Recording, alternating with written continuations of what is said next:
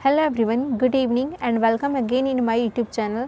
आज हम बात करेंगे क्रिसैंथेमम यानी कि गुलदावरी प्लांट में दोबारा से ब्लूमिंग कैसे पाएँ, उसमें हम फूल दोबारा से कैसे पाएँ। उससे पहले हम जान लेते हैं कि क्रिसैंथेमम प्लांट है कैसा, वो ग्रोथ कैसे करता है। तो क्रिसैंथेमम प्लांट जो है यानी कि गुलदावरी हमारा एक विंटर फ्लोरिंग प्लांट है, यानी कि जिसमें ग्रोथ भी विंटर में होती है और जिसमें ब्लूमिंग यानी कि फ्लावर्स जो होते हैं वो भी विंटर में बहुत ज़्यादा अच्छे से खिलते हैं।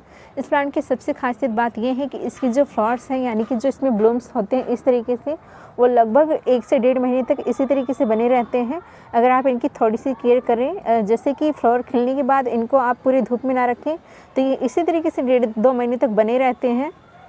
और सेकेंडली, अगर समर और मानसून में आप इसकी थोड़ी सी केयर कर दें तो ये प्लांट सालों साल आपके पास बना रहता है। इस तरीके से ये एक परमानेंट प्लांट भी है। तो इस तरीके से आपको पता चल गया है कि ये एक विंटर फ्लोरिंग प्लांट है, साथ ही साथ ये परमानेंट फ्लोरिंग प्लांट है। तो चलिए अब आ जाते हैं अपने मेन टॉपिक पर कि हम क्रिसैंथेमम प्लांट में दोबारा ब्लूमिंग कैसे पा सकते हैं, उसमें हम दोबारा फ्लावर्स पाने के लिए क्या क्या करें। तो जो काम करना है वो मैं आपको बताने वाली हूँ। उससे पहले जितने भी मेरे पास ये क्रिसैंथेमम के प्लांट हैं उनको मैं यहाँ बाहर निकाल के रखने वाली हूँ, ताकि मैं आपको आराम से बता सकूं कि हमें क्या क्या करना है ताकि इसमें दोबारा से ब्लूमिंग हो। इस तरीके से मैं ये पॉट्स उठा करके यहाँ बाहर रख दे रही हूँ।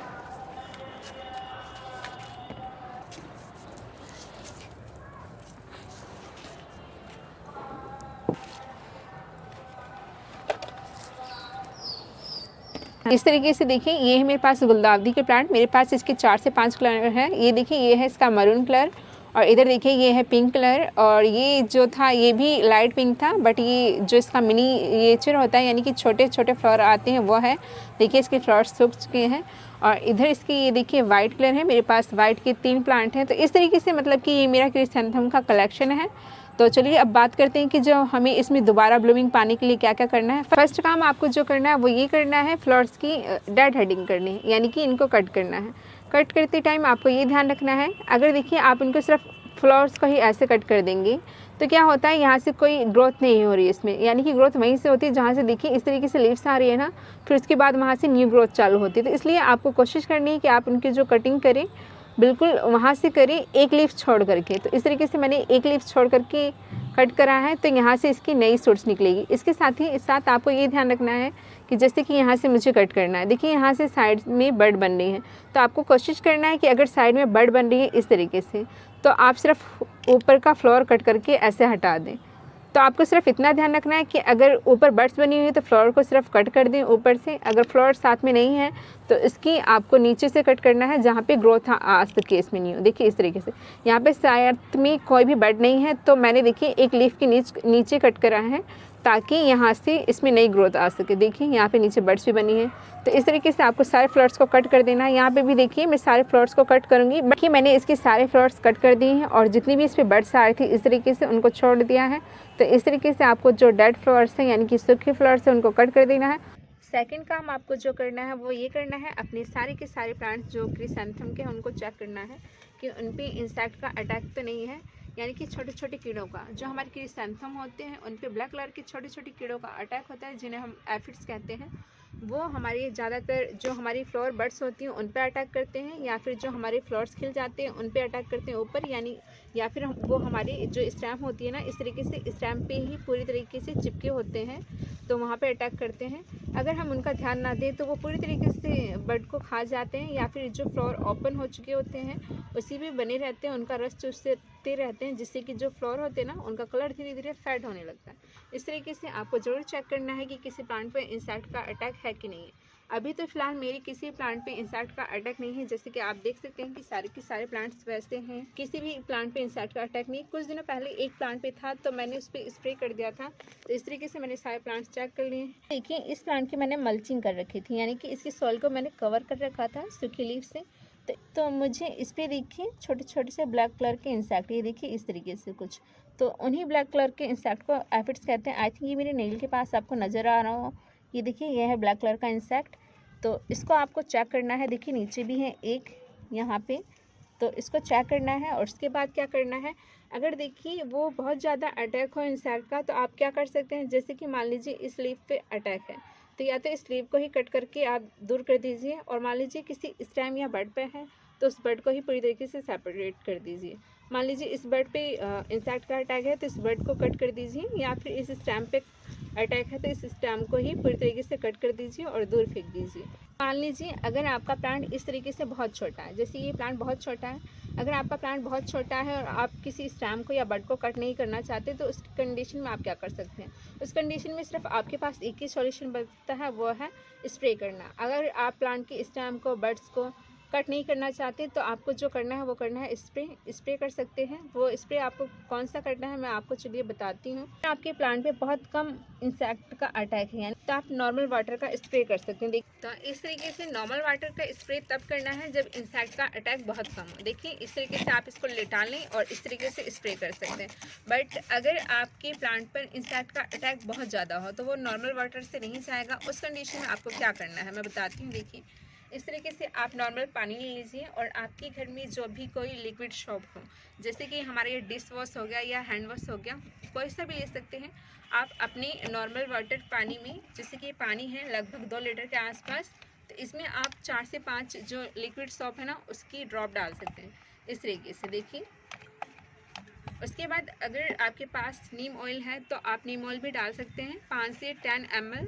तो यहाँ पे मेरे पास नीम ऑयल है, मैं डाल दे रही हूँ। वैसे जो ये नीम ऑयल का स्प्रे होता है हमें प्लांट पे करते रहना चाहिए 15 से 20 दिनों में, ताकि प्लांट पे, किसी भी प्लांट पे हमारे इंसेक्ट का अटैक ना हो।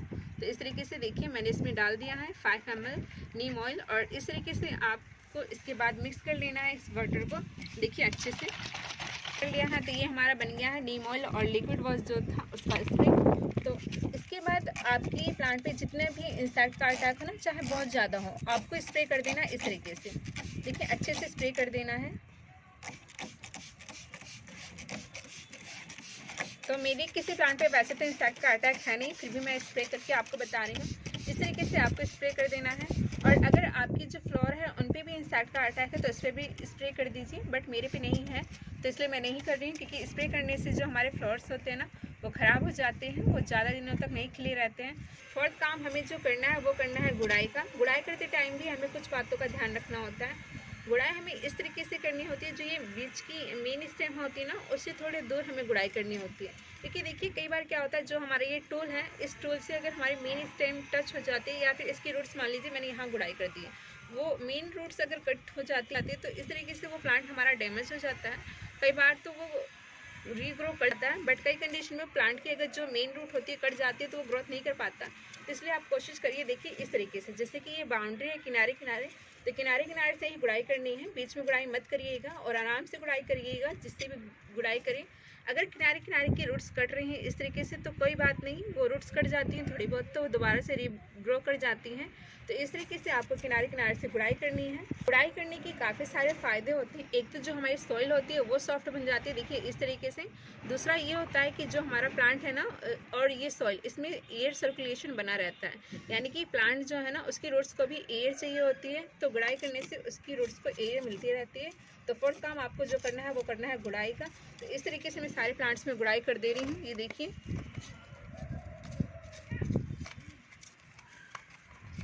गुड़ाई करते टाइम आप ये भी ध्यान रखिएगा, देखिए इस तरीके से सभी प्लांट्स में नीचे बेबी प्लांट निकलते हैं। जो क्रिसैंथेमम के प्लांट होते हैं उसमें इस तरीके से बेबी प्लांट निकलते हैं, तो कोशिश करिएगा कि जो हमारी ये बेबी प्लांट है ये कट ना हो। इस तरीके से देखिए मैंने सभी प्लांट्स की गुड़ाई कर दी है, तो आपको भी गुड़ाई कर लेनी है अच्छे से। गुड़ाई करने के बाद आपको क्या करना है, किसी प्लांट पे अगर आपकी सूखी लीव्स हो या फिर सॉइल में सूखी लीव्स गिरी हो, या फिर जैसे कि इसके नीचे क्या होता है साइड में ये जो हमारे बेबी प्लांट निकलते रहते हैं, अगर उसकी जो लीव्स है सॉइल से टच हो रही है तो उनको भी हटा दें। अगर उनको आप हटाएंगे नहीं तो ये बाद में फंगस का कारण बनती है। जैसे कि देखिए यहाँ पे देखिए ये कुछ लीव्स गिरी हुई हैं तो इनको भी हटा देना है, और जैसे ये कुछ सूखी लीव्स हैं इनको भी हटा देना है, और जितनी भी साइड में सूखी ब्रांचेज हैं उन सभी को हटा देना है। जितनी भी देखिए सूखी ब्रांचेज हैं और लीव्स हैं सभी को मैं हटा रही हूँ, तो इस तरीके से आपको हटा देना है। और साइड में देखिए जैसे कि ये इसके बेबी प्लांट निकल रहे हैं, अगर इनकी कोई लीव्स नीचे सॉइल से टच हो रही है तो उनको भी हटा दीजिए ताकि फंगस ना लगे। तो ये हटाने के बाद आपको जो फिफ्थ काम करना है वो ये करना है, इनको फर्टिलाइज करना है अच्छे से। तो चलिए करते हैं फर्टिलाइज करने के लिए आप कुछ भी डाल सकते हैं, जैसे कि अगर आपके पास वर्मी कंपोस्ट है और आप वर्मी कंपोस्ट डालते हैं अपने सभी प्लांट में तो आप वर्मी कंपोस्ट डाल सकते हैं। देखिए ये वर्मी कंपोस्ट है, और आपके पास अगर काउ डंग कंपोस्ट है यानी कि गोबर की खाद है, फुली डिकम्पोज होनी चाहिए वो, तो उसको भी डाल सकते हैं। पर मैं यहाँ पे जो करने वाली हूँ तो देखिए यहाँ पे ये गोबर की खाद है और साइड में ये वर्मी कंपोस्ट है, तो तो मैं दोनों को ही मिक्स कर देने वाली हूँ। और अगर आप केमिकल का यूज़ करते हैं तो साथ ही में आप DAP के दाने भी डाल सकते हैं। मेरे पास है बट मैं कम डालती हूँ, क्योंकि केमिकल का यूज़ करने से क्या होता है, जो हमारी सॉइल होती है ना वो ख़राब होने लगती है धीरे धीरे। तो यहाँ पे जो मैंने लिया है वो है वर्मी कंपोस्ट और काऊ डंग कंपोस्ट, दोनों को मिला दिया है मैंने। उसके बाद मैं सभी में 2-2 मुट्ठी जो है कंपोस्ट डालने वाली हूँ। कंपोस्ट डालने के लिए आपको क्या करना होता है, देखिए इस तरीके से। देखिए जो आपने गुड़ाई करी है ना, किनारे किनारे से सॉइल को हटा दीजिए और उसको इस तरीके से बीच में ले आएँ। और उसके बाद जो किनारे वाली जगह है उसमें आप कंपोस्ट डाल दें इस तरीके से चारों तरफ से। और इस तरीके से कंपोस्ट डालने के बाद आपको क्या करना है, जो ये बीच में आप सॉइल लेकर के आए थे, इकट्ठा करी थी, उसको ऊपर से ऐसे दोबारा से कवर कर दें। तो इस तरीके से मैंने कवर कर दिया है। यहाँ साइड में मैंने इसलिए नहीं डाला क्योंकि यहाँ पे मैंने काफ़ी सारी कटिंग्स लगा रखी हैं जो कि काफ़ी अच्छे से ग्रो हो गई हैं। और इसी तरीके से देखिए इसकी भी जो सॉइल है किनारे से ऐसे आपको हटा देनी है और उसको बीच में ऐसे इकट्ठा कर लेना है। देखिए इस तरीके से कंपोस्टिंग करने में आसानी होती है। तो मैंने किनारे से सॉइल हटा दी है। उसके बाद देखिए चारों तरफ से इस तरीके से मैं 2 मुट्ठी यहाँ पे कंपोस्ट डाल दूँगी, जो मैंने ये वर्मी कंपोस्ट और काऊ डंग कंपोस्ट लिया है। उसके बाद जो ये सॉइल थी बीच में इकट्ठा करी थी उसी से कवर कर देना है कंपोस्ट को। तो इस तरीके से जो आपको फिफ्थ काम करना है और लास्ट काम करना है वो है कंपोस्टिंग का। अच्छे से कंपोस्टिंग कर दीजिए और उसके बाद जितने भी आपके सारे प्लांट्स हैं उनको वहीं रख देना है जहां आपने पहले रख रखे थे। तो इस तरीके से इसमें 1-1.5 महीने बाद दोबारा से ब्लूमिंग होने लग जाएगी। तो ये काम अभी कर रहे हैं, यानी कि जितने भी सारे स्टेप मैंने अभी बताए हैं दोबारा ब्लूमिंग लाने के लिए अपनी क्रिसैंथेमम में, अगर ये काम अभी कर रहे हैं आप तो आपको जाके मार्च एंड अप्रैल में ब्लूमिंग होने लगेगी। यानी कि इस वर्क करने के बाद 1 से 1.5 महीने के बाद इसमें बड्स बनने लगती है और ब्लूमिंग होने लगती है। तो इस तरीके से ये सारे काम आपको करने पड़ेंगे अपनी जो क्रिसैंथेमम का प्लांट है उसमें दोबारा से ब्लूमिंग पाने के लिए। तो चलिए मिलते हैं किसी नेक्स्ट वीडियो में। अपना और अपनी फैमिली का ख्याल रखिएगा, हार्ड वर्क करते रहिएगा to achieve your goal. Bye.